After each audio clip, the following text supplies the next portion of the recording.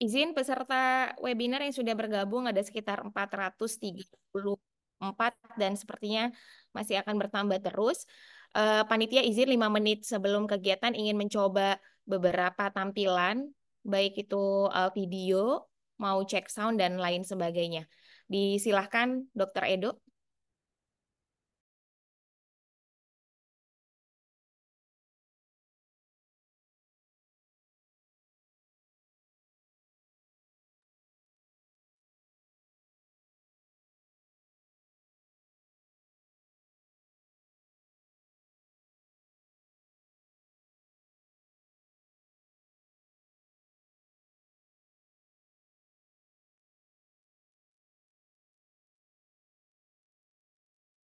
Silakan dok, mungkin ada beberapa yang mau ditampilkan, dibantu sama host Hmm, atau admin untuk share screen dan ya, audio. ya, terima kasih Dok Lisa. Ya, mungkin dari Dokter Willy bisa kita tes-tes dulu sebelum kita mulai 4 menit lagi ya, Dok ya. Kita mulai. Ya, sip.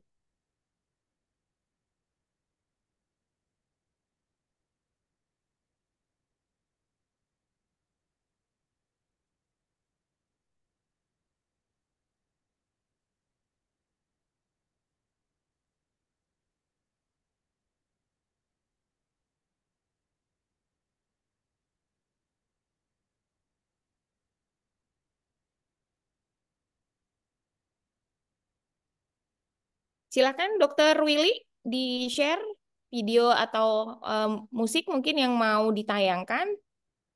Boleh di stop share dulu. Coba kita cek lagu Indonesia Raya, Mars PDGI, Hmm. dan lain sebagainya. Terima kasih nih teman-teman yang sudah bergabung, ada 456. Nggak masalah mau lagi di dapur pakai daster atau lagi baring-baring karena hari Minggu. Lanjut aja. Yang penting tetap mendengarkan materi kita hari ini ya. Terima kasih semua. Ini ada Ibu Jana, ada Mbak Dian. Sambil sarapan pagi ya. Oke. Dokter Willy, admin kita, silakan di-share dok. Oke, Ya, tes dulu Dok. kita tes dulu. Suara belum masuk, belum terdengar di kita.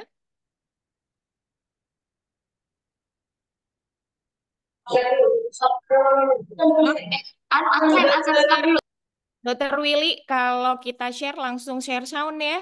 Jadi jangan cuma share layarnya aja.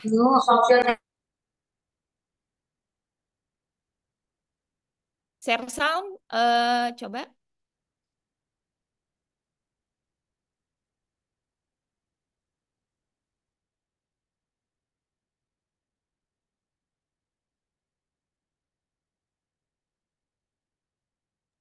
Tuh, ada Dokter Aisyah ya. Lagi sama si kecil kayaknya ikut juga webinar.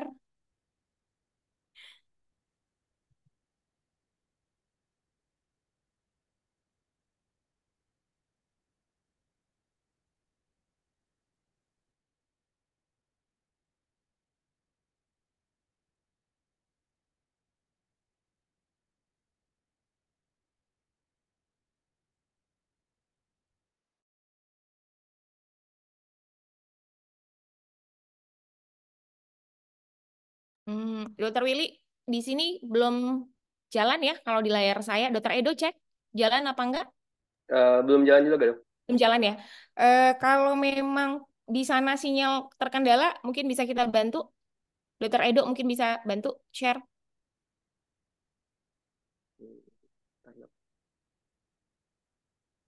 Indonesia Raya, Mars PDGI. Bantu share ya.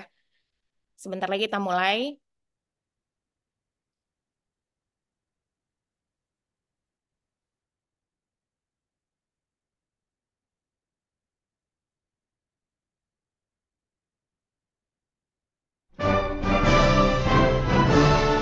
Oke, suara masuk, video belum besar. Videonya belum Oh, di oh ya, eh, di full screen. belum Oke Dok. di ya. Udah oke Dok? Belum terlihat full screen. Gimana Dok? Belum terlihat full screen. Di Edo udah full screen Dok. Ya, berarti share-nya share Windows. Yang kiri atas, Ah, share Windows atau share screen. Jadi pergerakannya Dokter Edo akan terlihat di layar kita. Oh, belum di itu dok ya. Ya, share yang pojok kiri atas. Jadi dikliknya yang pojok kiri atas. Jadi perpindahan itu pun akan terlihat di layar. Share apa? Desktop di pojok atas, screen, Windows atau apapun itu. Jadi entire screen-nya yang terlihat. Share entire screen dok. Ya, betul. Sip. Silakan di-share.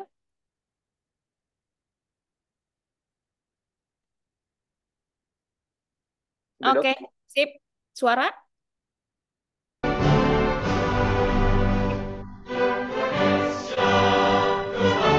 Oke dok.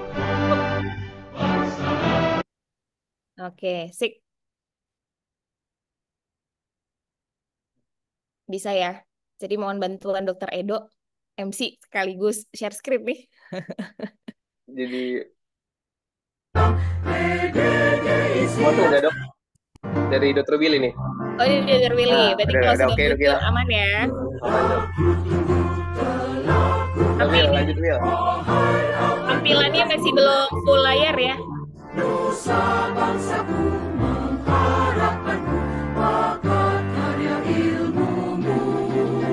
Oke, Dokter Willy kita Will, stop share dulu. Will, stop dulu Will. Dokter Willy nanti di setting jadi full screen ya, Dokter Willy ya. Oke. Saya khawatir di sana kayaknya sinyalnya kurang bersahabat ya, agak sedikit terputus-putus.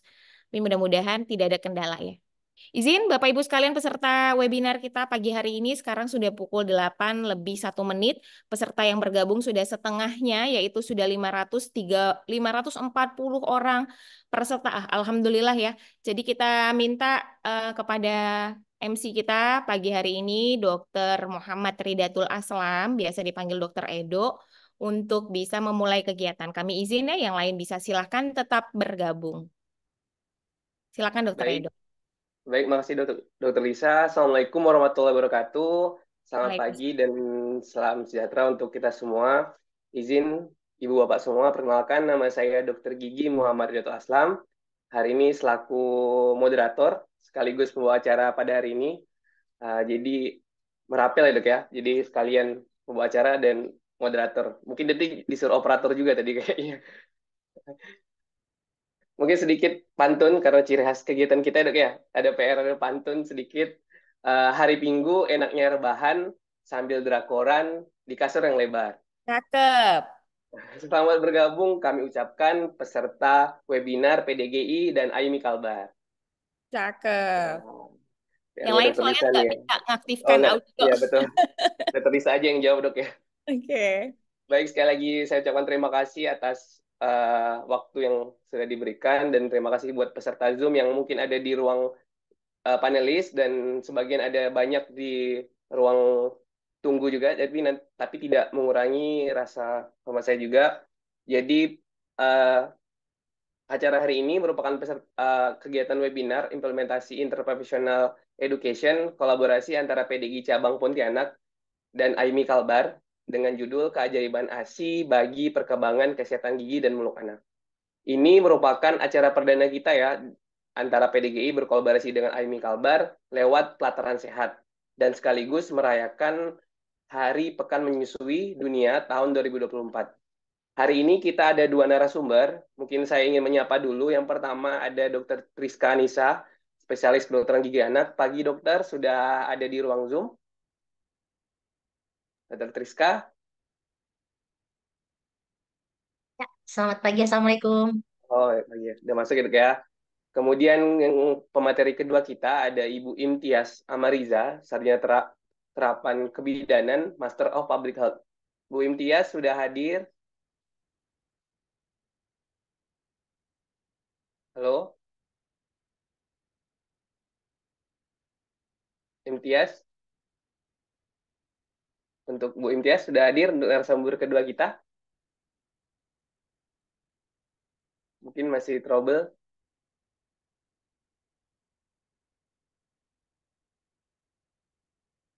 Kita, halo, Bu Imtiaz sudah hadir. Mungkin masih ada trouble sinyal ya. Sambil nunggu Bu Imtiaz juga. Kita langsung aja dok ya masuk ke acara kita. Sebelum saya mulai, marilah untuk lancar acara kita, marilah kita membaca doa menurut agama dan kepercayaan kita masing-masing. Eh, Berdoa dipersilahkan.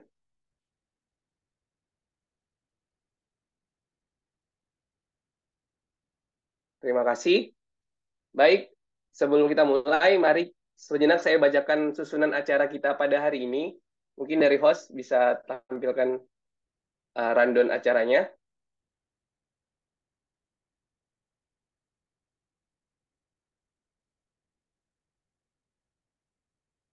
Mungkin saya bisa bacakan sebagian dulu aja dok ya, biar kita mewah waktu juga. Ya, sudah ditampilkan dari host. Ya, ini adalah rundown kita pada hari ini. Yang pertama tadi pembukaan, nanti diiringi dengan mendengarkan lagu Indonesia Raya, Mars PDGI, kemudian kata sambutan.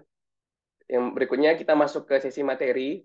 Materi pertama dari Dr. Triska nanti, dan materi kedua dari Bu Imtiaz.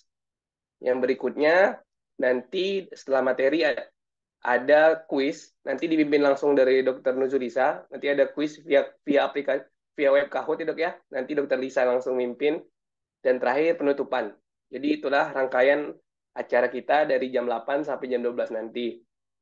Berikutnya, sejenak saya juga ulangi lagi untuk tata tertib pada hari ini. Mungkin bisa di-share juga dari co-host untuk tata tertib webinar kita.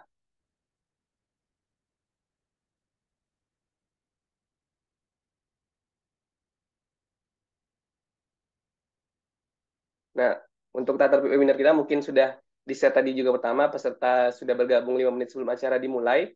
Peserta wajib mengisi daftar hadir Google Form. Nanti dari pihak panitia akan meng-share di kolom chat dan juga nanti di grup WA ya. Mungkin di pertengahan atau akhir acara. Yang kemudian ketiga, peserta harus bergabung dengan sesuai dengan nama pendaftaran. Yang keempat, login Zoom diusahakan bisa sama dengan email saat pendaftaran. Kemudian host memiliki hak untuk mengeluarkan peserta yang tidak terdaftar dalam webinar. Peserta harus mengaktifkan video selama webinar, tapi dikondisikan dengan keadaan di rumah masing-masing, tidak apa-apa, karena kan juga yang bisa bukanya di bagian panelis saja. Yang kemudian peserta yang ingin bertanya, silahkan raise hand atau mengisi kolom Q&A pada Zoom webinar. Nanti untuk kolom raise hand, sementara nanti karena masih banyak raise hand yang ditampilkan, nanti sebelum sesi pertanyaan akan kami turunkan dulu raise hand-nya, nanti pas saat mulai sesi pertanyaan akan kami buka sesi pertanyaannya, raise hand-nya akan kami panggil sesuai dengan urutan saat raise hand-nya. Yang terakhir saat memasuki Zoom peserta akan dimohon raise hand untuk di-invite jadi panelis. Oke. Baiklah, biar tidak terlalu lama, kita langsung masuk ke acara berikutnya, yaitu mendengarkan lagu Indonesia Raya dan Mars PDGI. Kepada Kos, bisa dibantu.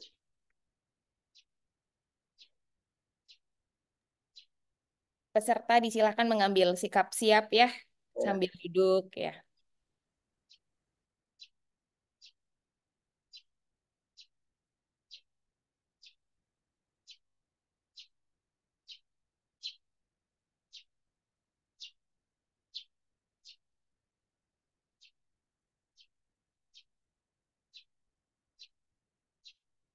Mungkin bisa dibantu Dokter Edo, karena Ya, dok. kayaknya Dokter Willy terkendala sinyal.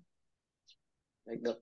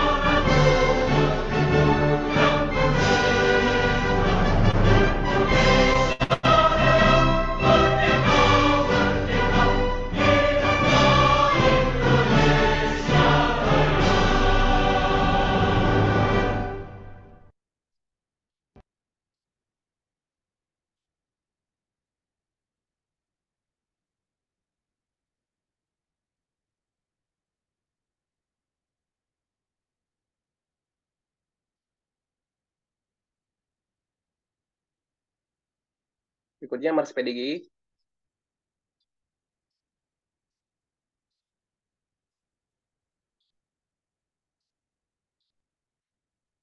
Dari saya juga ya.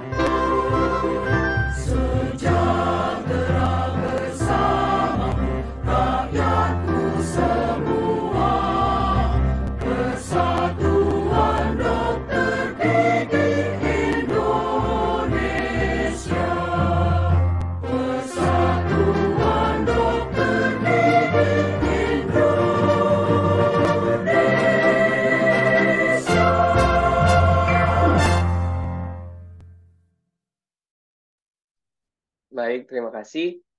Berikutnya langsung masuk ke sesi berikutnya, yaitu kata sambutan. Untuk kata sambutan pertama akan diberikan kepada Ketua PDGI Cabang Pontianak, Dr. Gigi Nuzulisa Sukipli MKes. Waktu dan tempat kami persilakan, Dok. Baik, terima kasih. Alhamdulillah ini ya peserta terus bertambah di Zoom kita ya. Baik, izin tadi kalau kata Dokter Edo nggak sah kalau orang Pontianak belum membaca pantun gitu ya. Jadi saya mau balas juga tadi pantunnya Dokter Edo ya. Bismillahirrohmanirrohim. Jalan-jalan ke Tugu Hatulistiwa. Oh, nggak ada yang bilang cakepnya ya di sini ya. Cantik, Dok. Ya, udah. Minum air kelapa pakai es batu. Ya, Selamat cakep. pagi peserta webinar yang istimewa. Assalamualaikum warahmatullahi wabarakatuh.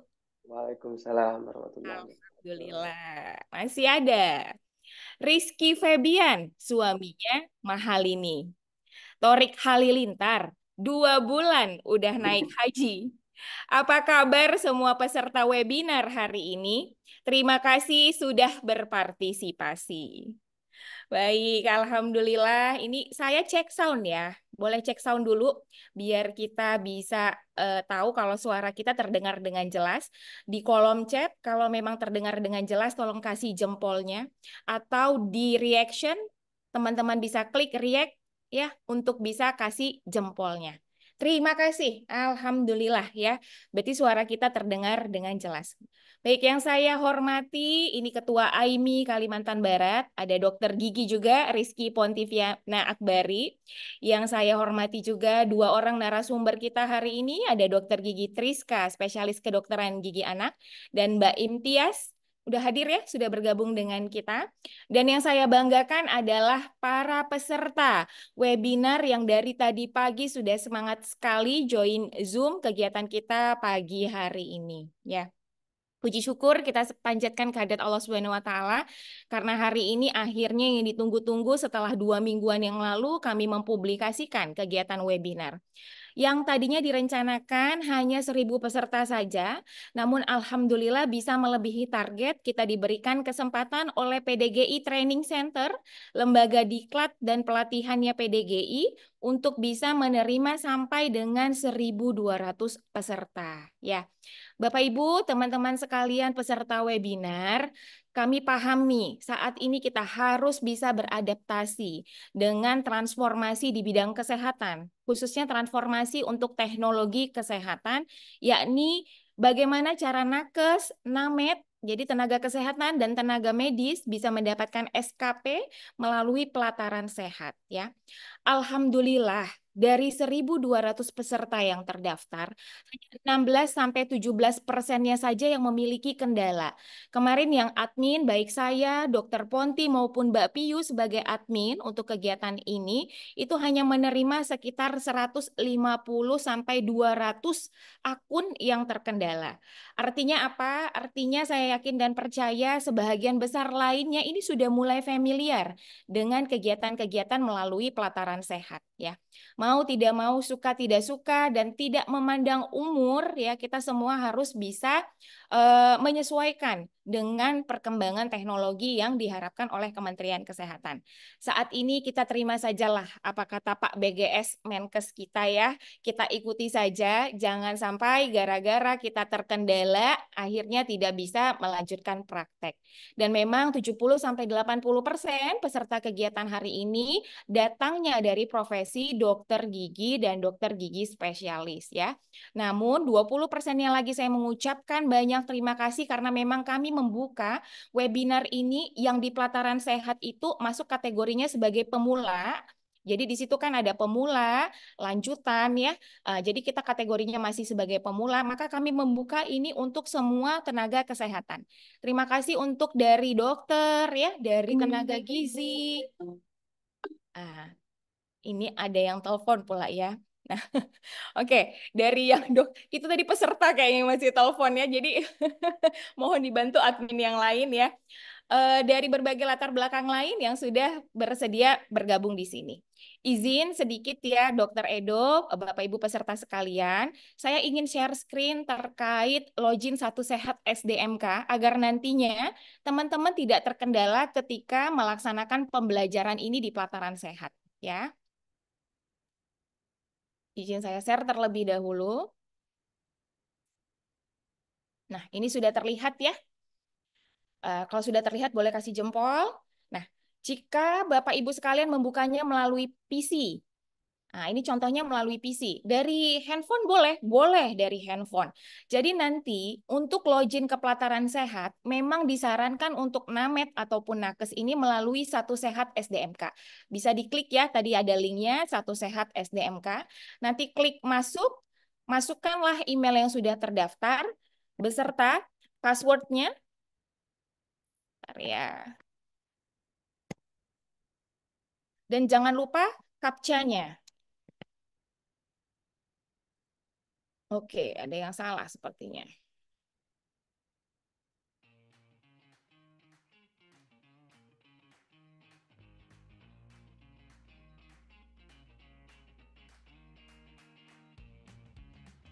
Oke.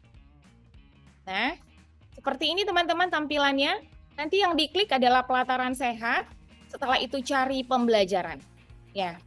Kalau saya menggunakan MacBook, maka dia akan login SSO berhasil gitu ya. Ini bisa kita klik. Bentar ya, saya pindahkan. Ini bloknya di sini, Windows Block. Nah, dia akan langsung masuk ke sini.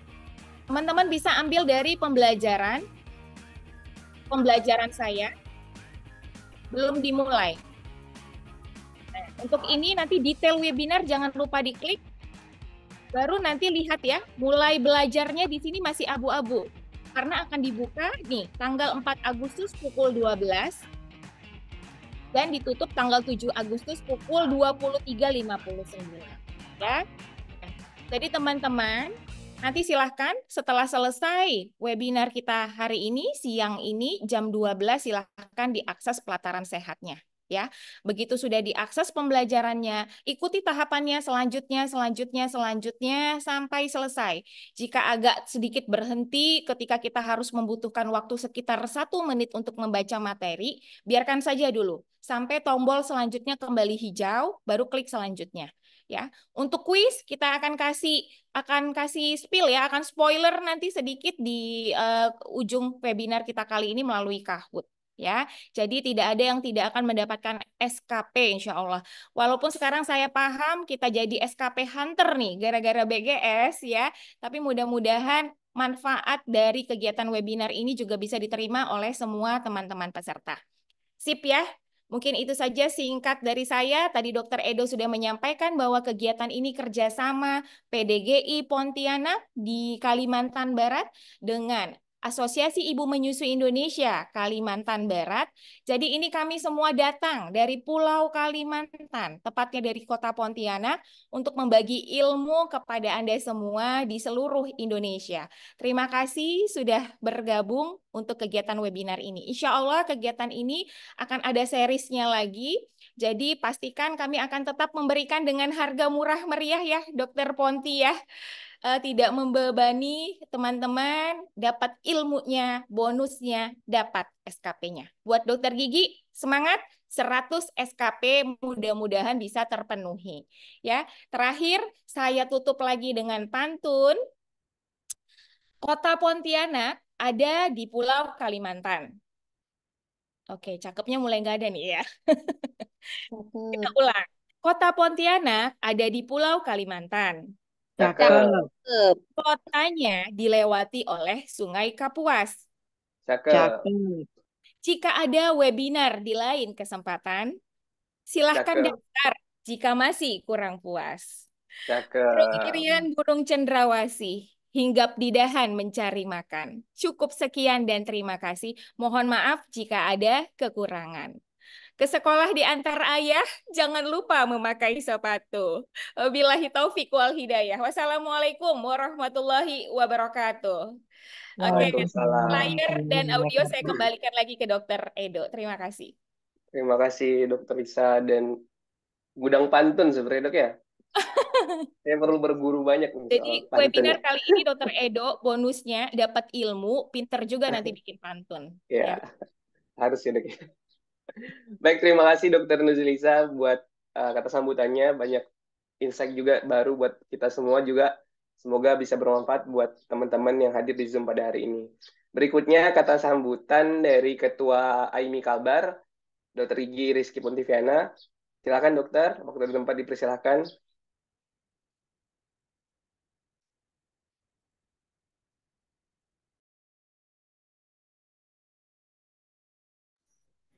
Oke, cek. Pantun juga dok. Siap. Mau pantun kah? Suaranya bergema ya? Agak Masih sedikit sih dok. bergema. Mungkin Oke, dokter mau pakai sebentar ya di. kode. Oke, sudah? Oke, aman. Aman.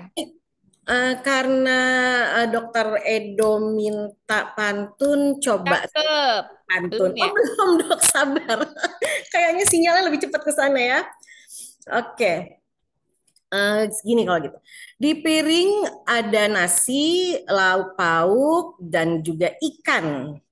Aduh, banyak ya. Cakep dok. Lapar malah dok. Lapar.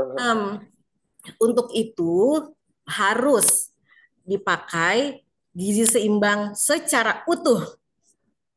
Cakep. Ya. Saudara sekalian, para peserta webinar, saya mohon izin mengucapkan Assalamualaikum warahmatullahi wabarakatuh. Waalaikumsalam Waalaikumsalam warahmatullahi Warahmatullahi wabarakatuh. Jadi pantun wabarakatuh. apa puisi dok Ponti? Ini Aduh. sekali edukasi dok ceritanya. Oh, Gitu ya. edukasi. Baik. Nah, Jadi alhamdulillah yang saya hormati Ketua PDGI Cabang Pontianak, Ibu Dr. Gigi Nuzuliza Zulkifli MKes, kemudian narasumber ada Dr. Gigi Triska Anissa dan juga ada Mbak Imtiaz Amariza. Para panitia yang luar biasa sudah sejak hampir 2 minggu kita mempersiapkan ini dan para peserta yang sangat antusias. Jadi teman-teman sekalian, para dokter sejawat dan juga nakes, ini sampai tadi sebelum saya dipanggil Dokter Edo, saya masih membalas chat luar biasa dan tadi terima kasih Dokter Lisa sudah memberikan sedikit arahan bagaimana nanti sampai kita bisa mengakses pelataran sehat sampai selesai.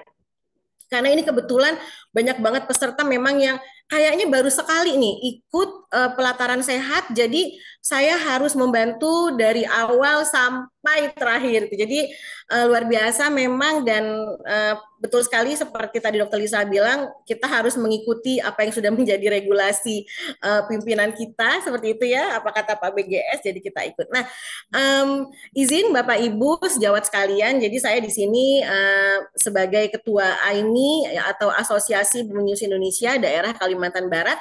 Jadi sekilas mengenai AIMI adalah kami yaitu organisasi nirlaba berbasis relawan yang kita sangat mendukung ya untuk suksesnya pemberian ASI eksklusif dan sekarang ditambah terkait yaitu pemberian MPASI yang adekuat. Nah, jadi selama bulan Agustus, nah jadi sebenarnya tanggal 1 sampai tanggal 7 Agustus kita memperingati Pekan Menyusui Dunia atau World Breastfeeding Week tahun 2024 ya, yang tahun ini temanya adalah Closing the Gap. Jadi kalau di bahasa Indonesia di bahasa Indonesia kan itu adalah memperkecil kesenjangan. Nah, jadi kalau webinar ini cocok banget ya, yang dari Sabang sampai Merauke kita mendekat, kita closing the gap sesuai dengan tema dari World Breastfeeding Week 2024. Jadi alhamdulillah juga terima kasih atensinya para tenaga medis dan tenaga kesehatan yang ikut, karena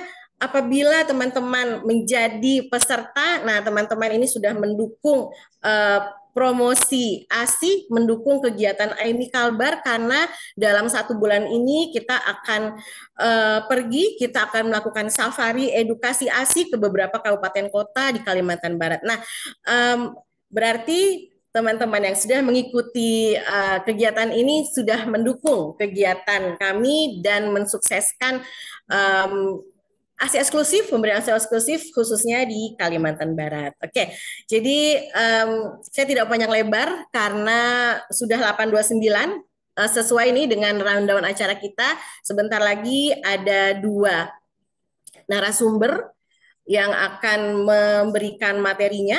Ya, luar biasa ada Dokter Triska dan juga Mbak Imtiaz terkait pemberian ASI. Jadi diikuti sampai selesai dan juga sampai nanti kita main kahut ya Dokter Lisa ya. Kita bareng-bareng akan mandu peserta main kahut, harus ikut karena itu spill-spill dari post-test kita nanti supaya teman-teman semuanya lulus bisa mendapatkan 3 SKP dari Kemenkes. Dan betul sekali, insya Allah kita tidak berhenti di sini, kita akan terus memberikan edukasi dan juga promosi mengenai kesehatan gigi dan mulut, dan juga ternyata berkaitan dengan pemberian ASI eksklusif dan juga MPASI untuk generasi penerus bahasa Indonesia. Oke, untuk itu sudah 8:30, Dokter Edo, kami persilakan waktu dan layar untuk Dokter Edo dan teman-teman sejawat. Selamat mengikuti webinar seri pertama PDGI Cabang Pontianak dan AIMI Kalbar. Sampai ketemu dan sukses semuanya. Salam sehat. Wassalamualaikum warahmatullahi wabarakatuh. Waalaikumsalam warahmatullahi wabarakatuh. Terima kasih banyak, Dokter Ponti. Ini ada hadiahnya nggak, Dok? Ikut kuisnya nanti nih. Oh iya, kita punya hadiah. Ah, Kita hampir lupa deh kayaknya. yes. Ya, kita punya hadiah nanti 1 juta rupiah total ya untuk 10 pemenang. Nah, jadi yang tadi cuman bayar 45.000 kita kasih double ya untuk yang beruntung 10 pemenang terbaik di kuis Kahoot nanti. Siap? Nah, berarti- Nanti Silakan Dokter Edo. di Japri ya. Oke, Di Namanya Japri, oke ya dokter. nanti kita Japri Oke, Japri. nomor rekeningnya ya. Yes, kita umumkan dulu nanti siapa yang siapa pemenangnya di sini. Nanti kita japri atau boleh teman-teman yang menang japri ke panitia untuk memberikan nomor rekeningnya supaya kita bisa Betul. transfer dananya 100.000 rupiah sebagai hadiah Oke dokter. dari peserta webinar Aimi Kalbar dan juga PDGI Cabang Pontianak. Siap? Baik, siap. Oke. Terima kasih dokter. Silakan. Berarti kisi-kisinya ada dari materi nanti ya dok ya semua. Berarti Oh Ya, para pasti. peserta harus bisa standby buat Ya, pantau nih materi-materi keren dari dua narasumber kita. kita ya. nggak Oke pelit-pelit dokter. soalnya. Iya. Oke dokter. Baik dokter, Baik. karena sudah 8.30, ikan sepat, ikan gabus, ikan arwana, ikan lele, makin cepat makin bagus, biar gak lama dan bertele-tele dok ya. Kita langsung Mantap. kita langsung aja para peserta Zoom yang sudah hadir sekitar 775 nih dok. Luar Sudah hadir biasa. di ruang Zoom. Kita masuk ke acara inti kita nih. Sesi pertama ada materi dari Dokter Triska Anissa, spesialis kedokteran gigi anak. Mungkin dari host bisa share CV-nya terlebih dahulu. Dokter Triska sudah masuk? Oke. Ya, sudah siap Oke. Edo. Mungkin dari host bisa share CV-nya. Dokter Triska Anissa akan mengangkat judul implikasi ASI eksklusif dengan kesehatan dan perkembangan rongga mulut dan anak. Ini CV singkat dari Dokter Triska Anissa. Dokter Triska Anissa lahir di Bandung ya dok. Ya, betul. Asli Bandung dari SD sampai SMA. Lulusnya pun S1 kedokterannya di Bandung dan PPDGS-nya juga di Pajajaran juga di Unpad.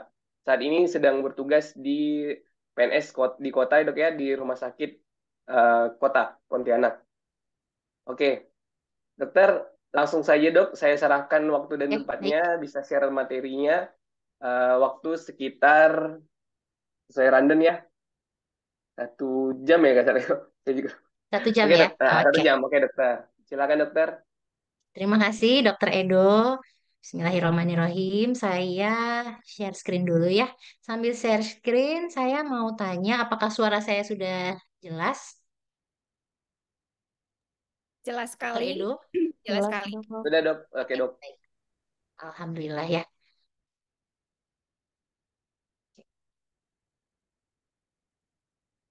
Baik, kita sudah mulai. Bismillahirrahmanirrahim. Assalamualaikum warahmatullahi wabarakatuh. Terima kasih untuk Ketua PDGI Cabang Pontianak dan juga Ketua IMI Kalbar karena sudah mempercayakan saya memberi sesi seminar kita hari ini. Juga teman-teman peserta webinar hari ini, terima kasih sudah hadir. Mudah-mudahan tidak ada kendala dalam penyampaian materi ini dan bisa bermanfaat untuk teman-teman semua. Saya mohon maaf sebelumnya karena tidak bisa membuat pantun nih. Jadi kayaknya langsung straight ke materi saja ya. Materi yang akan saya bawakan hari ini adalah keajaiban ASI untuk kesehatan dan perkembangan rongga mulut. Ini temanya memang diambil karena berkaitan dengan kedokteran gigi dan juga adanya Pekan Menyusui Dunia yang kita rayakan pada tanggal 1 sampai 7 Agustus. Jadi kalau di AIMI Kalbar sudah biasa menyelenggarakan kegiatan ini ya. Baik. Oke, mungkin teman-teman semua sempat baca berita ini ya. Bapak Presiden kita resmi melarang produsen susu formula memberi diskon ke pembeli. Ini lumayan jadi komenan netizen lumayan rame lagi ya karena banyak yang bilang, aduh gimana sih kok ini kebijakannya tidak berpihak pada para ibu yang kesulitan memberikan ASI gitu ya. Nah, tapi rupanya aturan ini sebenarnya sudah lama ada di peraturan Permenkes yang lama, hanya saja mungkin penegakannya yang masih belum tersosialisasikan atau mungkin belum terlaksana terimplikasi secara baik. Jadi tahun inilah Bapak Jokowi melarang produsen dan distributor susu formula untuk memberi diskon. Ini terkait sebenarnya dengan regulasi dari marketing. Gitu ya. Kenapa sih sampai harus diatur sedemikian rupa marketing ini? Ya karena sebenarnya kita acuannya pada saat adanya produk pengganti ASI itu sebenarnya ada yang namanya kode marketing internasional untuk produk-produk pengganti ASI. Itu sudah dibuat sejak lama dan sebenarnya seharusnya kita mengacu kepada aturan ini di mana eh, pemasarannya itu diatur. Salah satunya adalah tidak boleh memberikan diskon dan juga tidak boleh pemasaran periklanan yang masif gitu karena khawatirnya akan ada eh, informasi yang berlebih sehingga orang tua atau ibu melihat itu sebagai hal yang lebih baik daripada pemberian ASINya. Sementara kita sudah tahu semuanya bahwa ASI sangat bermanfaat baik bagi ibu dan bayi terutama, makanya WHO merekomendasikan untuk pemberian ASI eksklusif selama 6 bulan dan dilanjutkan hingga 2 tahun ya. Sayangnya, sayangnya rekomendasi WHO itu mungkin kita bisa sama-sama tahu bahwa eh, secara jumlah pemberian ASI eksklusif itu belum mencapai target karena adanya masalah-masalah yang ada di masyarakat atau mitos dan fakta terkait kepercayaan bahwa oh saya tidak punya ASI nih, ibunya tidak ada ASI nih. Oh, saya ASINya kurang. Nah, itu mitos yang paling sering terjadi yang akhirnya menyebabkan adanya suplementasi produk pengganti ASI dan akhirnya terjadilah penyapihan dini dan gagal pemberian ASI eksklusifnya. Oke. Nah, pada hari ini materi yang akan saya bawakan itu adalah eh, dibagi dua materi utama yaitu fisiologi produksi ASI dan yang kedua adalah eh, peran ASI eksklusif untuk kesehatan dan perkembangan rongga mulut anak.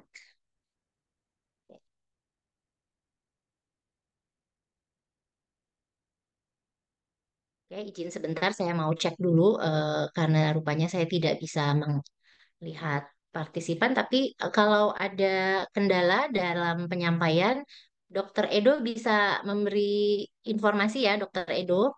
Aman dok, siap dok. Oke, siap. Oke, kita masuk ke fisiologi produksi ASI. Kenapa ya fisiologi produksi ASI ini perlu kita pahami? Seperti yang tadi saya bilang,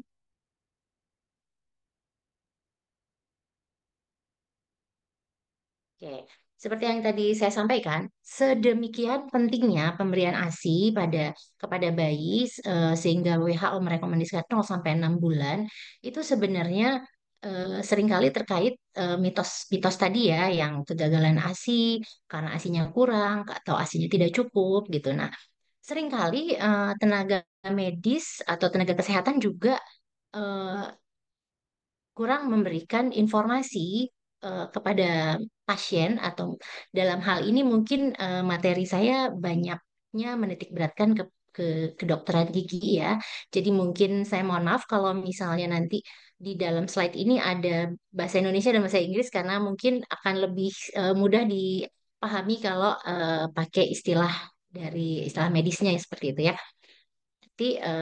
Tapi kita coba jelaskan dengan sedemikian jelasnya. Mudah-mudahan hari ini kita bisa mendapatkan informasi mengenai fisiologi produksi ASI.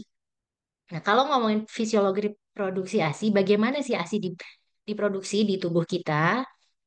Pertama, tentu terkait dengan eh, anatomi dari rongga mulut. Nah, inilah makanya peran peran dokter gigi sangat besar sekali untuk bisa memberikan edukasi kepada masyarakat ya.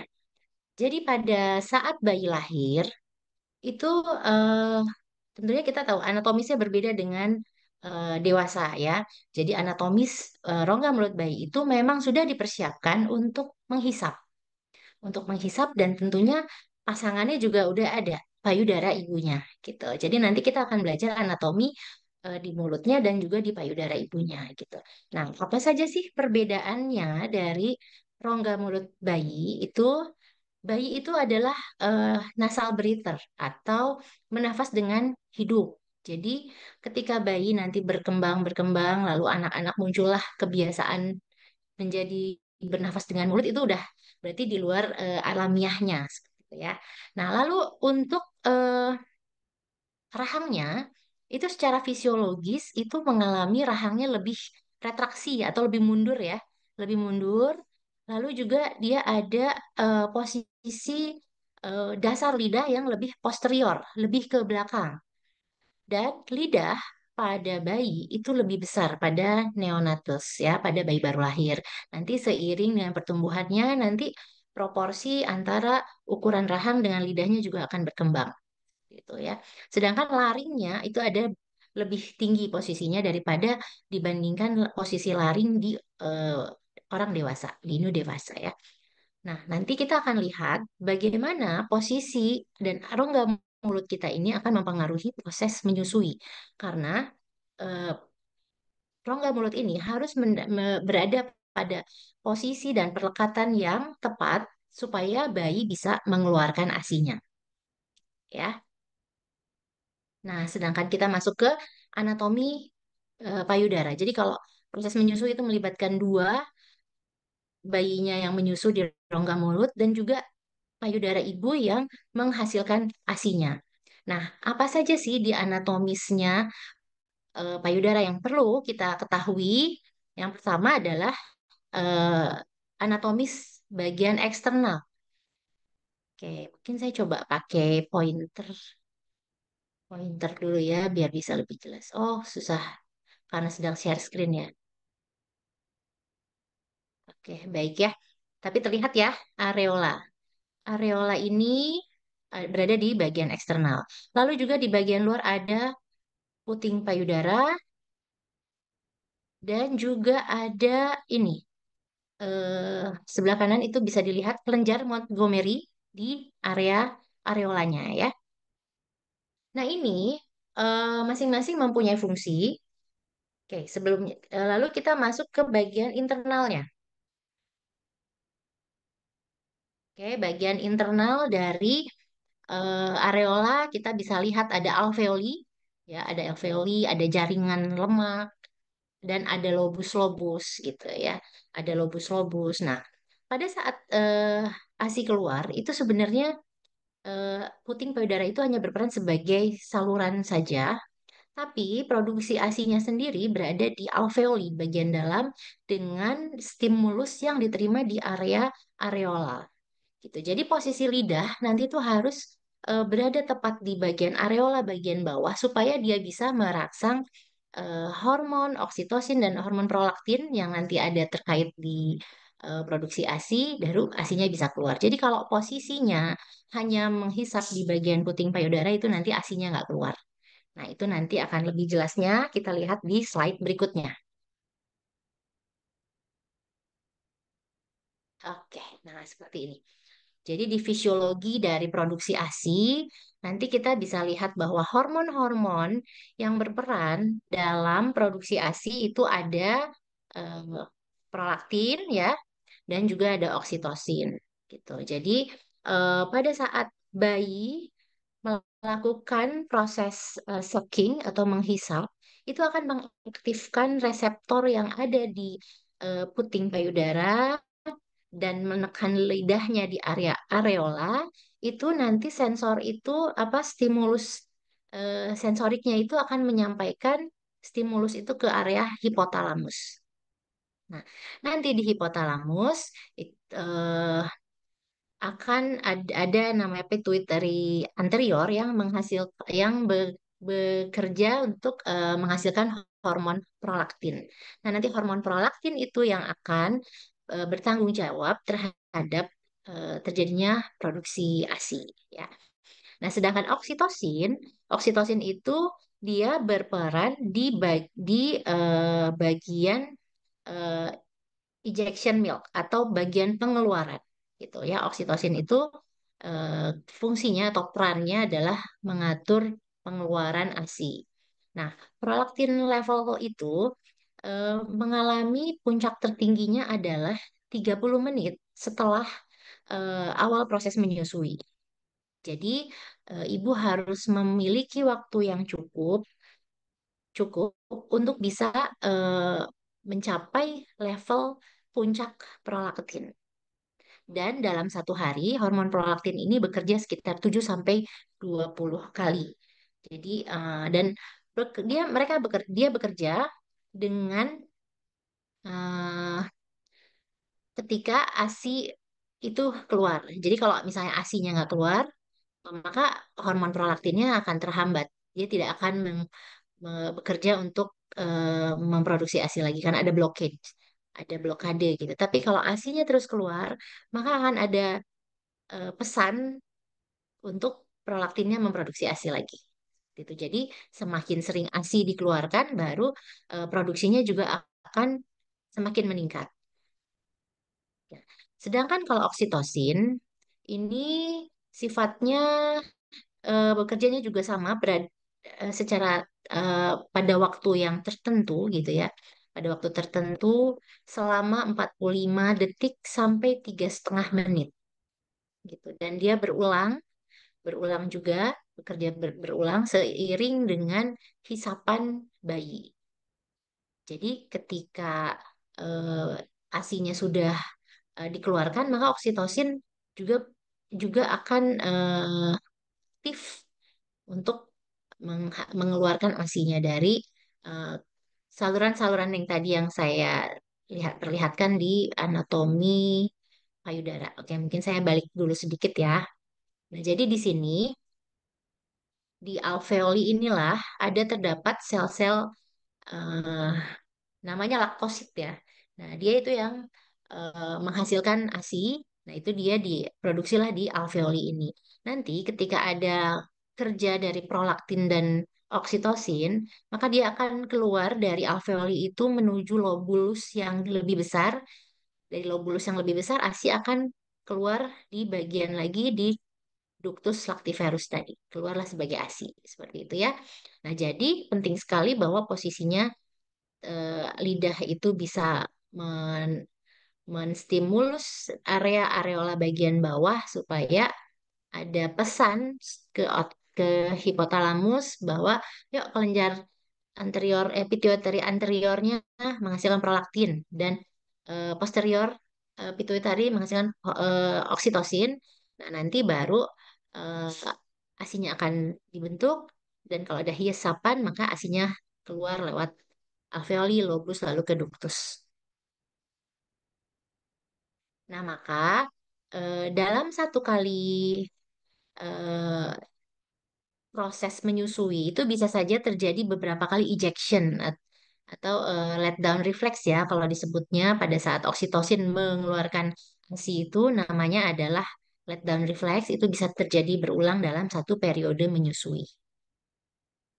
Nah, ini eh, menjadi dasar bahwa nakes atau tenaga medis, terutama kita sebagai dokter gigi bisa memberikan penjelasan bahwa kalau ada masyarakat yang menanyakan bahwa dok saya emang nggak ada asinya gitu ya, nggak ada asinya.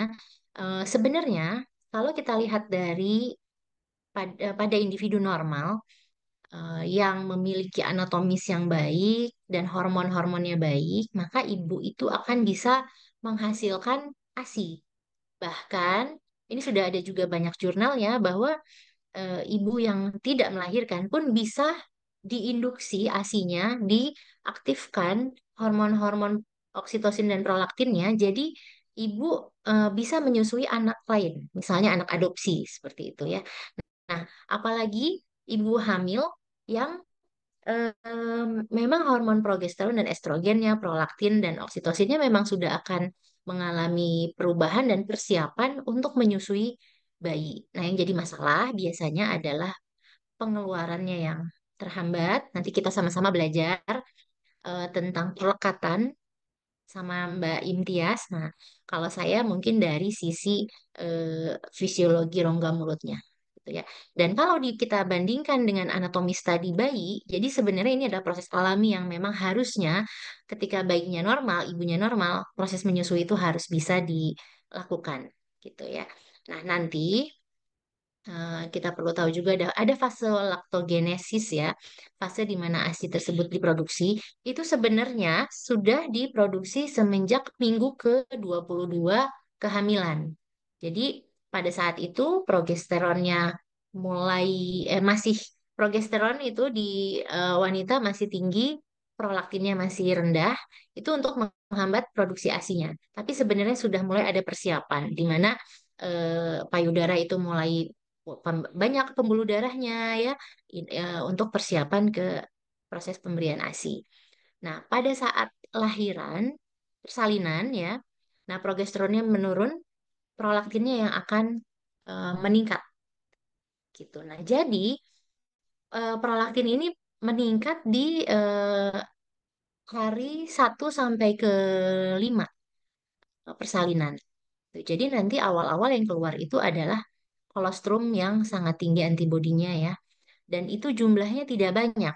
Nah, ini seringkali yang menyebabkan masyarakat ada salah persepsi. Disangkanya ibunya belum keluar ASINya gitu. Padahal yang keluar pertama adalah kolostrum. Seperti itu ya. Nah, jadi itu biasanya pada saat kelahiran itu progesteron turun di jam-jam 48 jam ke 48 sampai jam ke 72. Jadi kalau di dirubah ke hari berarti ada sekitar 3 hari ya, betul. Jadi kolostrum itu memang dia keluar di sampai 3 hari. Nah nanti baru ASI matang kita sebutnya keluarlah di hari ketiga.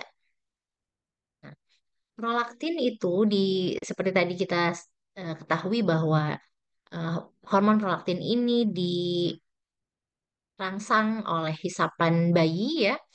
Nah, itu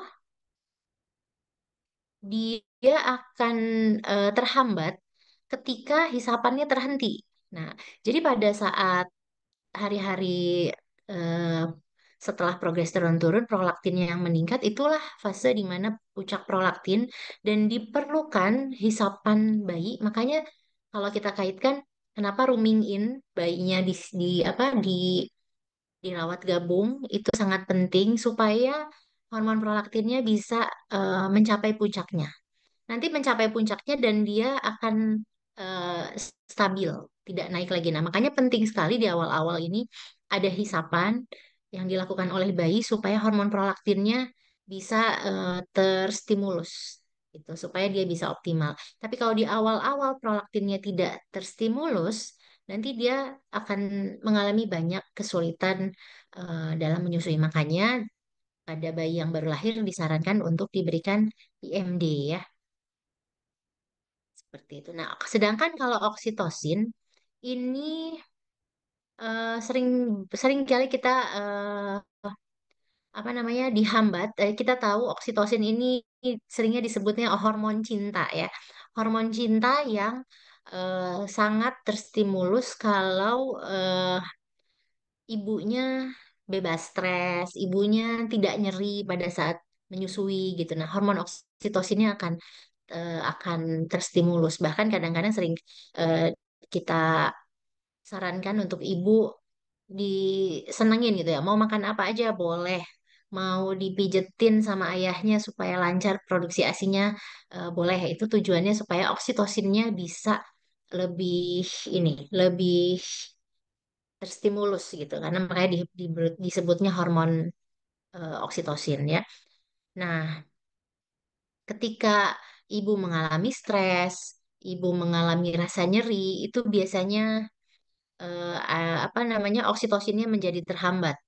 Nah, dari situlah biasanya pengeluarannya juga akan jadi letdown refleksnya menjadi terhambat. Untuk posisi pelekatannya nanti kita akan bahas lebih jauh bersama Mbak Imtias. Nah, saya akan masuk ke area rongga mulut nih. Karena berapa persen tadi? 80% ya. Peserta webinar hari ini adalah dokter gigi. Tapi mudah-mudahan bisa dipahami juga oleh teman-teman tenaga kesehatan lainnya ya. Nah, ini bagaimana sih struktur rongga mulut bayi ya eh, yang berperan pada proses menyusui. Nah, ini eh, pada saat lahir, jadi bayi itu memang sudah ada routing dan sucking refleks ya, sudah punya refleks routing. Jadi routing itu dia bergerak kalau disentuh sebelah sini dia, nah mukanya melihat ke sebelah situ gitu ya. Dan dia akan punya refleks menghisap. Di sini karena otot-otot menghisapnya lebih berkembang daripada otot pengunyahan. Jadi nanti seiring pertumbuhan, otot-ototnya akan berpindah tuh. Otot-otot pengunyahannya akan lebih eh, ber- lebih aktif lagi gitu, seiring dengan pertumbuhan umurnya. Nah, ini kaitannya lah nanti sama eh, bagaimana bayi diberi makan ya. 0 sampai 6 bulan itu memang diberi ASI, 6 bulan sampai 24 bulan mulai diberikan MPASI dengan tekstur yang ada tahapannya dan meningkat itu karena memang otot pengunyahannya pun berkembang. Alat-alat pengunyahannya dari giginya jumlahnya itu juga berkembang gitu. Makanya pemberian makannya juga akan mengikuti dengan alamiah tumbuh kembangnya bayi.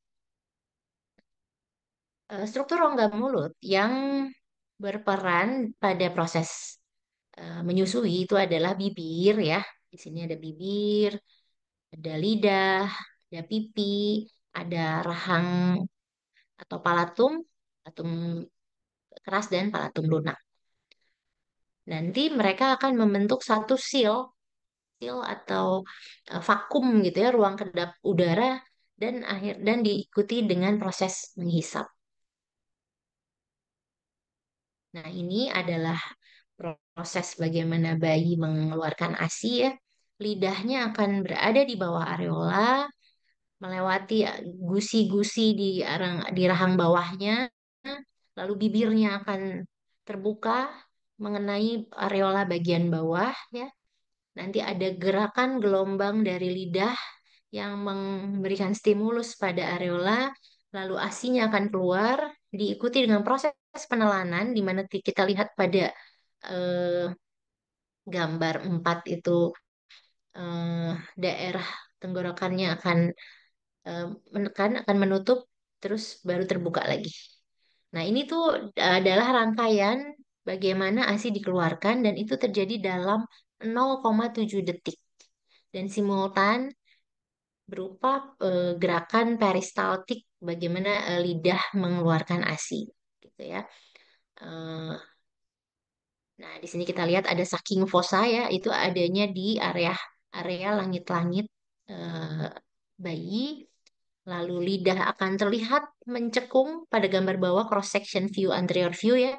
Lidah akan terlihat melengkung atau cekung kalau di sini dibilangnya dimples ya, seperti ada lekukan.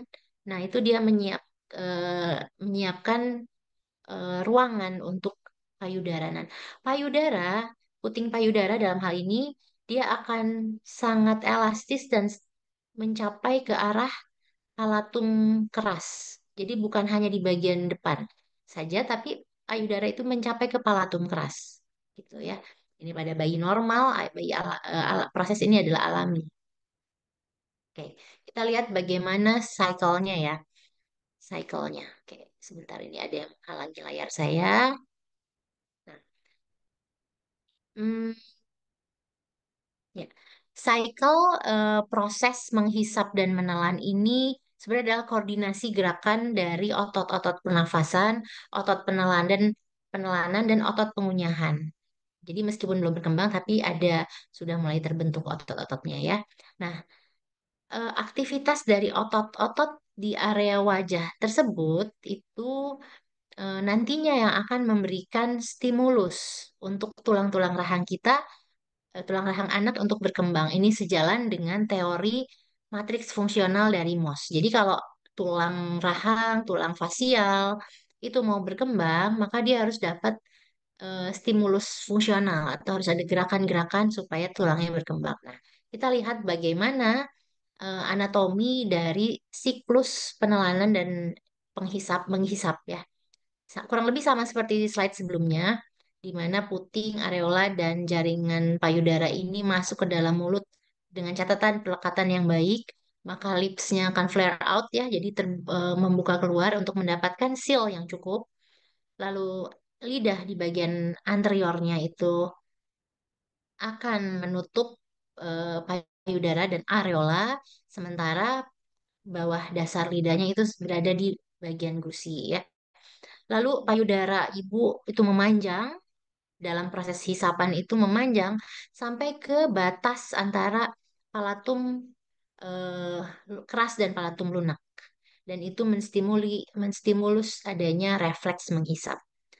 Berikutnya yang keduanya lagi, payudara itu disimpan di antara upper gum, ya, berada di atas gusi bagian atas, dan lidah yang ada di bawah yang menutupi gusi bagian bawahnya. Jadi gusi bayi itu akan tertutup, gusi bayi bagian bawah itu akan tertutup oleh lidah. Gusi atasnya dia akan tertutup oleh payudara ibu, ya. Lalu akan ada gerakan rahang ke arah depan dan payudara akan tertekan, ya. Lidah bagian anterior ini akan meningkat pada saat bagian posteriornya menipis atau menurun. Nah, baru setelah itu air susu akan keluar di bagian belakang mulut dan menyebabkan adanya fungsi dari otot-otot penelanan diikuti dengan gerakan peristaltik lidahnya tadi. Lalu palatum lunak itu bergerak dan menutup area nasal. Supaya apa? Supaya tidak masuk ke area hidung ya. Jadi dia menutup bagian nasal, trakea juga tertutup dan memungkinkan untuk adanya gerakan dari laring ke arah depan dan ASI akan mencegah ASI juga masuk ke esofagus ya. Nah, ini adalah kurang lebih eh, satu siklenya periode menyusui dan bagaimana ternyata area rongga mulut itu berperan penting dan juga aktivitasnya justru memberikan stimulus untuk pertumbuhan dan perkembangan rahangnya. Oke. Jadi kalau tadi kita bahas tentang fisiologinya yang terjadi di rongga mulut, tentunya untuk kondisi-kondisi yang bayi normal ya. Bayinya tidak ada gangguan dari rongga mulutnya. Tapi mungkin pasti ada kita bisa tahu juga bahwa bisa saja terjadi kelainan bawaan orofasial pada bayi, misalnya ankylosglosia atau seringkali ini yang disebut tongue tie ya, atau adanya lip tie, atau adanya celah bibir, cleft lip ya, dan celah langit-langit, cleft palate. Adanya rahang bawah yang asimetris ya, ini gangguan dari tumbuh kembang, asymmetrical and mandibles ya. Adanya makroglossia dan mikrognathia. Nah, tentunya kelainan bawaan pada orofasial itu bisa saja menyebabkan adanya kesulitan pelekatan. Jadi tadi seal-nya nggak dapat, proses penelanan nggak dapat ya. Sebagai contoh kita ambil yang paling sering adalah celah bibir. Bagaimana bisa mendapatkan adekuat seal yang cukup supaya proses tadi posisi pelekatannya bisa bisa baik ya. Nah, itu ASINYA tentu pasti akan terganggu sehingga pada kasus-kasus seperti ini kesulitan pelekatan atau latch on difficulties untuk dokter gigi ini bisa kita lakukan penyesuaian dan perbaikan posisi pelekatannya gitu ya. Jadi inilah kasus-kasus yang mungkin nanti kenapa dokter gigi harus bisa tahu fisiologi dasarnya dan kalau menemukan pasien yang mengalami kelainan bawaan ini tahu bisa merefer atau bisa menanganinya. Nah, yang pertama tentunya adalah bagaimana memperbaiki posisi pelekatannya bila masih dimungkinkan. Posisi pelekatannya nanti akan kita pelajari bersama Mbak Imtiaz. Nah, atau apakah perlu ada prosedur dental atau tindakan bedah? Itu ya, seperti celah bibir ya. Celah bibir itu kalau celah bibir, ini sebenarnya nanti sebenarnya jadi kayak materi lain lagi ya, Dokter Lisa dan Dokter Ponti. Bagaimana proses atau atau standarnya proses menyusui pada celah bibir ya, dan celah langit-langit. Apakah masih dimungkinkan? Di mana kita harus tahu bahwa celah bibir dan celah langit-langit kan harus dapat nutrisi yang baik supaya bayinya bisa operasi, bisa tindakan bedah gitu ya. Nah, ada kalanya kasus-kasus tersebut bisa diselesaikan dengan perbaikan posisi saja.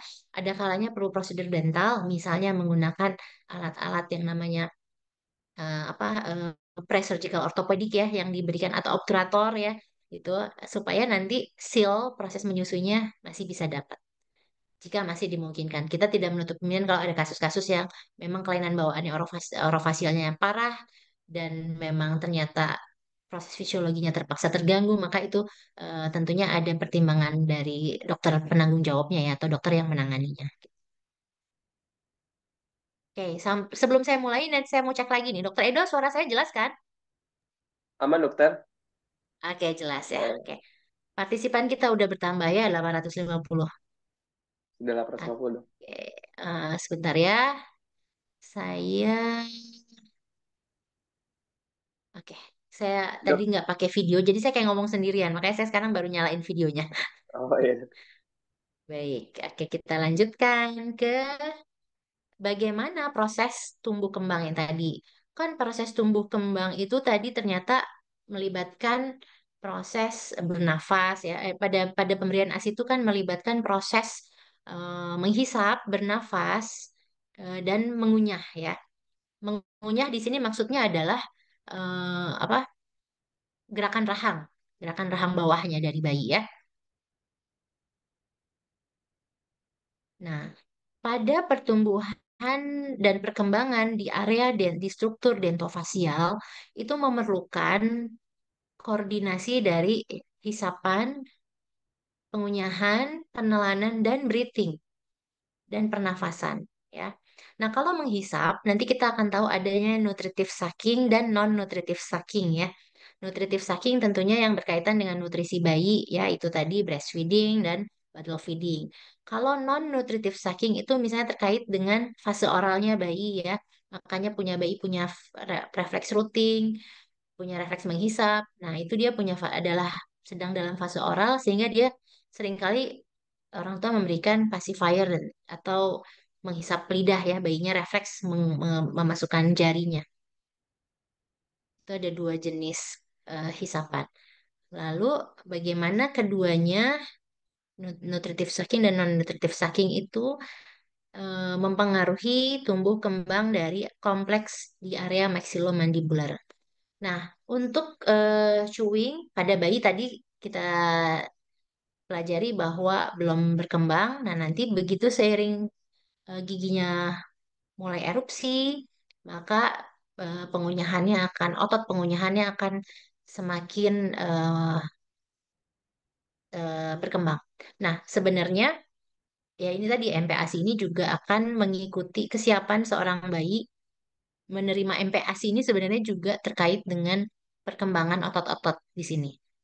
Lalu bagaimana dengan proses penelanannya yang tadi kita pelajari di depan ya, bagaimana bayi menelan dengan posisi lidahnya yang lebih ke anterior itu adalah infant swallowing atau pola penelanan bayi. Nanti seiring dengan pertumbuhan anatomis di rongga mulutnya, maka bayi akan berpindah nih menjadi pola penelanan dewasa gitu. Nah, nanti kalau pola penelanan dewasa itu kapan terjadinya nanti kita lihat di slide-slide berikutnya. Dan yang berikutnya adalah eh, pola pernafasan. Pola pernafasan juga sama. Dia akan mempengaruhi bagaimana dentofasial berkembang. Tadi disampaikan bahwa bayi itu sebenarnya adalah dominan nose breathing ya. Dia itu adalah memang lahir disiapkan untuk bernafas dengan hidung. Tapi seringkali adanya kebiasaan buruk akhirnya anak-anak mengalami mouth breathing. Nah, kalau sudah mouth breathing ini juga makanya dentofasialnya akan terganggu. Ini biasanya juga ada di materinya ortodontik ya, bagaimana mouth breathing bisa mempengaruhi maloklusi. Nah, ini apa sih bedanya breastfeeding sama bottle feeding? Nah, kalau pada breastfeeding itu ada stimulation dari otot-otot di orofasialnya secara optimal. Karena proses menyusui tadi yang kayak tadi kita lihat di fisiologi, dia itu memang butuh seluruh area otot-otot di orofasialnya itu bekerja optimal. Nah, nanti dipengaruhilah oleh faktor genetik dan faktor environment, muncullah jadi mastikasi, pola makenyahan yang dia dapatkan. Nah, di sini nanti ada tumbuh kembang rahang atas dan rahang bawah, lalu akan diikuti dengan bagaimana oklusi dari gigi-giginya dan bagaimana keseimbangan otot-otot fungsional di rongga mulut. Jadi kalau misalnya breastfeeding itu akan didapatlah keseimbangan otot-otot, otot-otot bibir, otot dari area pipi dan otot lidah. Ya. Nah, sementara pada bottle feeding ini otot-otot orofasialnya itu tidak terstimulus dengan baik karena dia hanya nggak perlu effort yang kuat. ASI apa susunya atau ASI yang misalnya dimasukkan ke dalam botol itu dia udah langsung keluar aja. Sehingga otot-ototnya cenderung hipotonik pada bayi yang diberikan bottle feeding. Kalau hipotonik berarti stimulus yang diharapkan untuk otot-otot orofasialnya itu menjadi tidak adekuat, tidak cukup gitu. Makanya lebih males. Males. Nah, nanti di akhirnya karena otot-ototnya lebih tidak terstimulus, seringkali diikutin dengan otot pengunyahannya yang tidak berkembang, yang akhirnya menjadi apa? Gangguan makan. Jadi males mengunyah gitu ya. Makanya proses alami ini kayak simpel aja, tapi kalau kita tahu, dokter gigi tahu bagaimana eh, efek proses menyusui itu terhadap otot orofasial, kita bisa lebih mensupport masyarakat untuk bisa memberikan ASI. Mengingat efeknya yang sampai proses pengunyahan juga akan terdampak ya.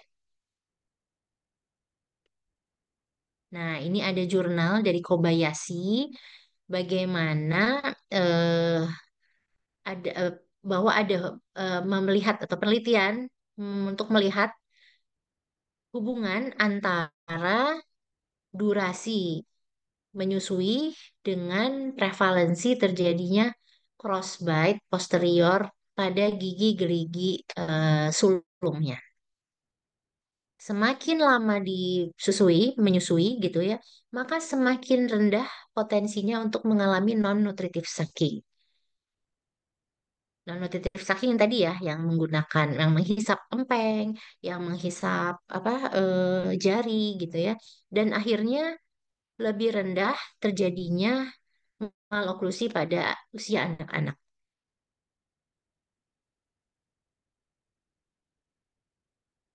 Oke, ini yang tadi saya sampaikan tentang pola penelanan pada bayi. Di usia berapa sih pola penelanan bayi ini pindah ke pola penelanan dewasa? Nah, pola penelanan ini terjadi pada usia 2 sampai 4 tahun. Ini sesuai dengan kelengkapan gigi susunya ya, Bapak Ibu sejawat sekalian.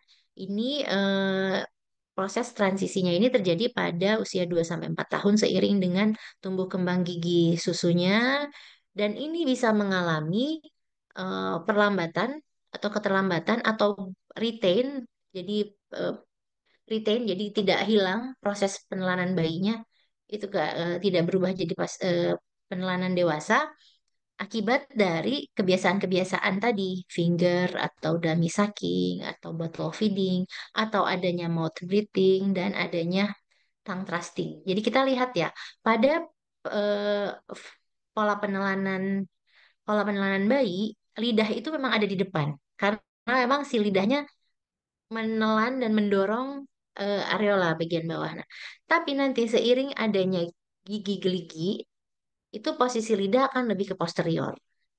Kalau kebiasaannya menghisapnya masih kuat, maka akan muncullah kebiasaan mendorong-dorong lidah.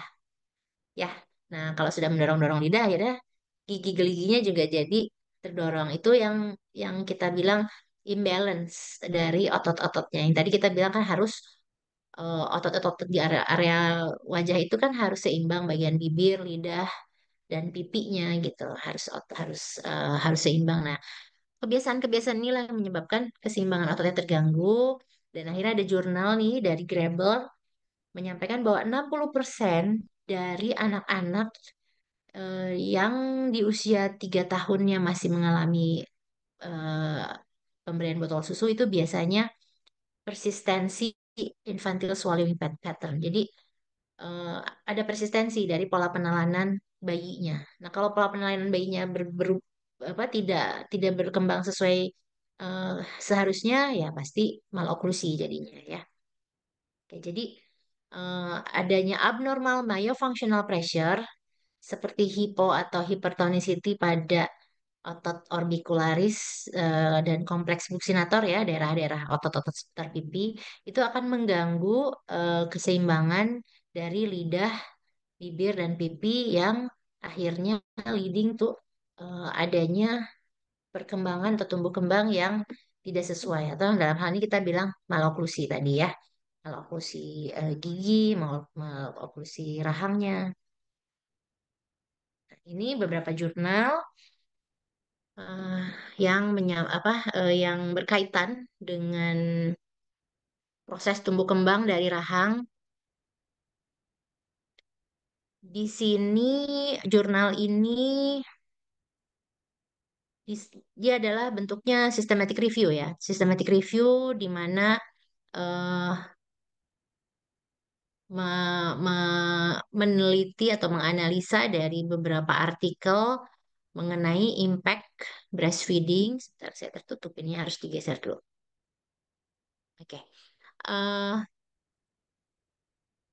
Impact dari breastfeeding dan non-nutritive sucking behavior pada gigi-gigi sulung dan gigi campuran dalam beberapa bentuk maloklusi.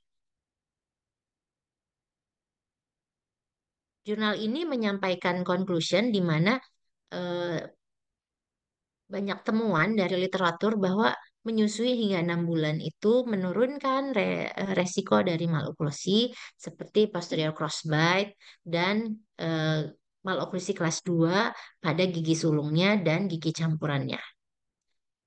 Nah, adanya peningkatan atau masa menyusui dengan DOT atau peningkatan durasi menyusu dengan botol, maka itu akan berkontribusi terhadap adanya tumbuh kembang mandibula yang terhambat atau adanya kebiasaan-kebiasaan non-nutritif yang dominan dan menyebabkan gangguan.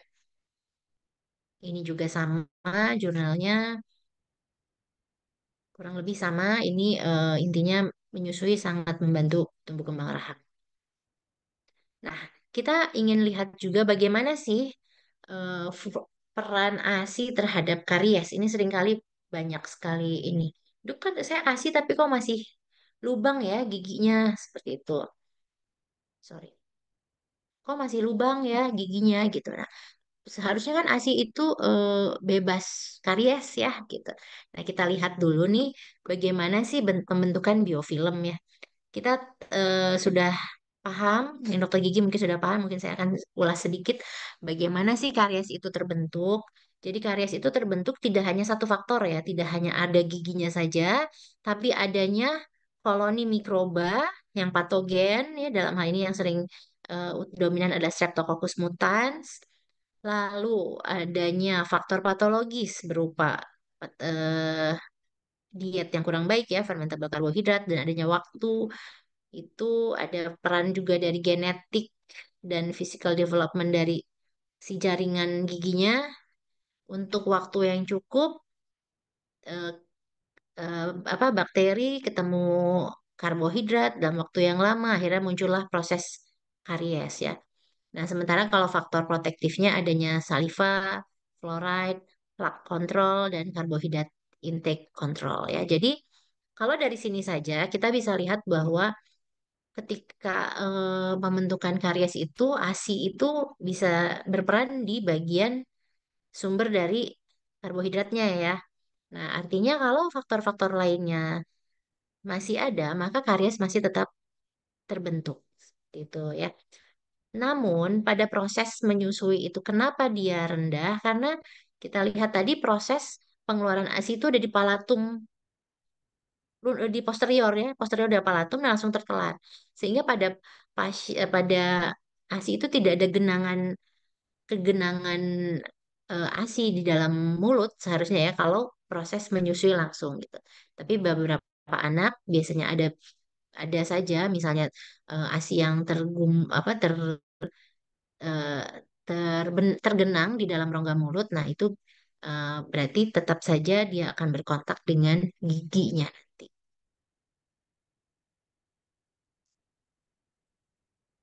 Ini adalah satu jurnal mengenai peran ASI terhadap komposisi dari mikrobiom oralnya. Tapi nih, jadi dari jurnal ini menyampaikan bahwa bagaimana sih ASI pengaruhnya terhadap mikroba-mikroba yang ada di rongga mulut gitu ya. Nah,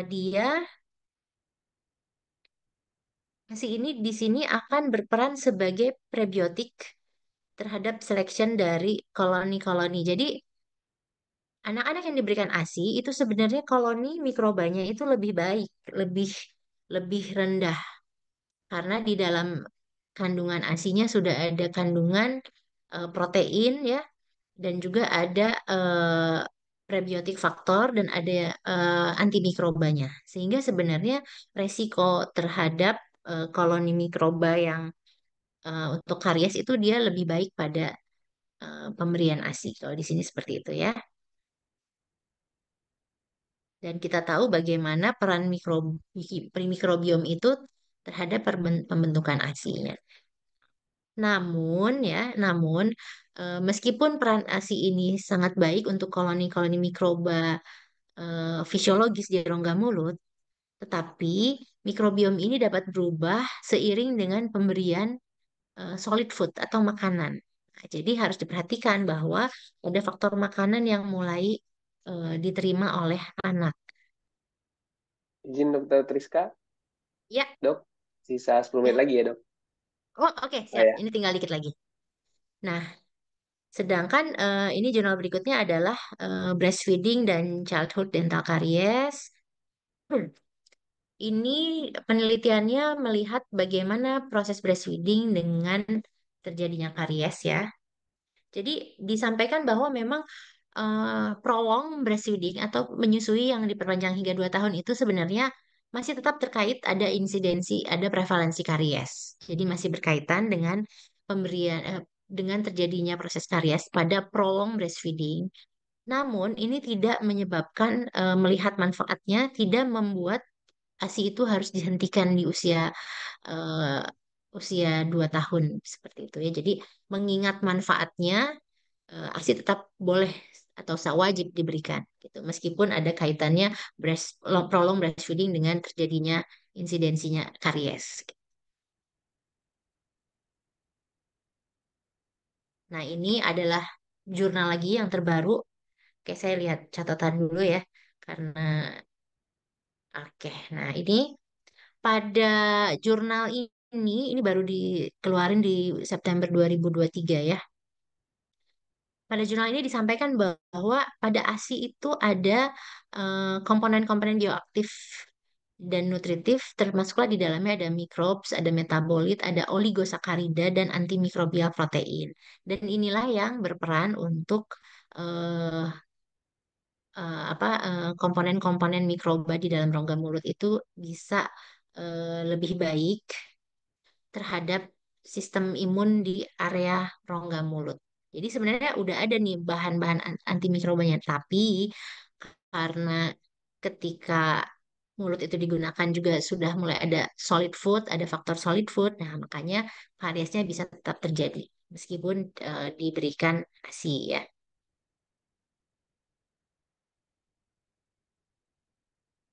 Oke, berikutnya lagi ini jurnal baru juga ya.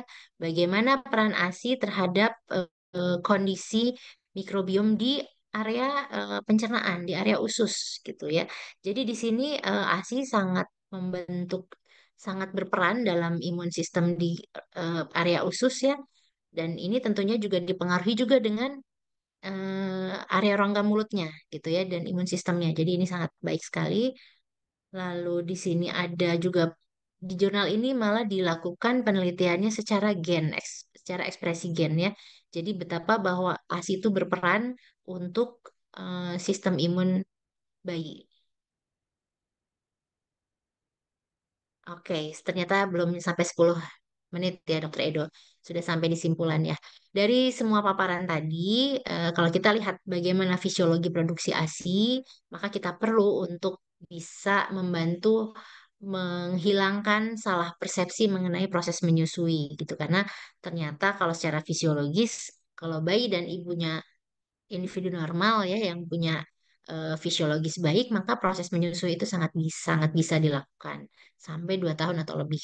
Lalu untuk proses menyusui sendiri itu dapat mendukung tumbuh kembang gigi dan mulut secara optimal dan karies disebabkan oleh multifaktor, namun proses menyusui sebaiknya tetap dilanjutkan hingga 2 tahun atau lebih. Oke, mungkin itu yang bisa saya sampaikan. Oke, terima kasih atas perhatiannya. Mudah-mudahan bisa diterima dengan jelas dan kita akan lanjutkan nanti diskusi di sesi tanya jawab ya. Saya kembalikan ke Dr. Edo. Assalamualaikum warahmatullahi wabarakatuh. Waalaikumsalam warahmatullahi wabarakatuh. Ya, oke. Waalaikumsalam warahmatullahi wabarakatuh. Terima kasih Dokter Triska untuk materi pertamanya luar biasa banget. Rasa SKS, satu SKS ini dok, kuliah fisiologi. Nggak ngantuk kan Edo ya? Nggak aman dok, ini Pagi-pagi standby nih terus. kan. Baik, izin menginfokan dulu sebelum kita masuk ke materi kedua buat peserta webinar hari ini. Silakan jika ingin bertanya bisa langsung masuk ke kolom Q&A. Nanti di kolom Q&A itu akan langsung diusahakan dijawab langsung dari narasumbernya. Silakan diketik aja di kolom Q&A. Nanti teman-teman peserta lain pun bisa melihat nih pertanyaan-pertanyaan yang masuk ke narasumber kita dan akan dijawab langsung sama narasumber kita. Walaupun nanti belum bisa menjawab semua, nanti kita juga akan buat rekapan dan akan kita share untuk semua pertanyaan yang masuk dan akan diusahakan kami rekap juga jawabannya nanti. Dan untuk peserta yang ingin bertanya langsung kepada narasumber kita pada hari ini, yang atau mau nanya ke Dokter Triska nih, nanti kita masuk dulu materi kedua, nanti kita panel pertanyaannya, semua disimpan dulu.